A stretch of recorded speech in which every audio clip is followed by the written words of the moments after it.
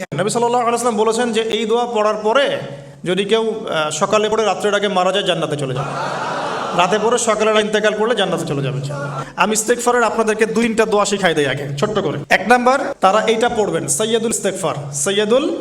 ইস্তেগফার আমার সাথে বলবেন, আল্লাহুম্মা আনতা রাব্বি লা ইলাহা ইল্লা আনতা খালাকতানি আনা আবদুক ওয়া আনা আলা আহদিক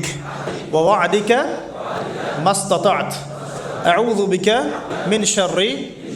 মা সানা'ত আবুউ লাক বিনি'মাতিকা আলাই ওয়া আবুউ বিযানবি ফাগফিরলি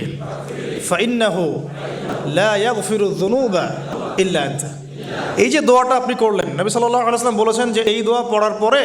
যদি কেউ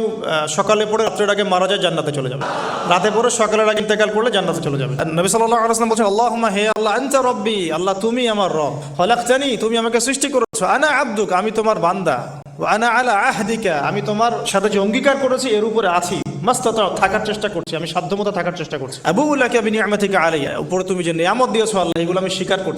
করছি, ওয়া আবুউ বিযানবি আমার যত গুনাহ আল্লাহ সব স্বীকার করছি, ফাগফিরলি আল্লাহ আপনি আমাকে মাফ করুন, ফাইন্নাহু লা ইয়াগফিরু যুনুবা ইল্লা আনতা, এখন আপনি ছাড়া যুনুব কেউ ক্ষমা করতে পারেন।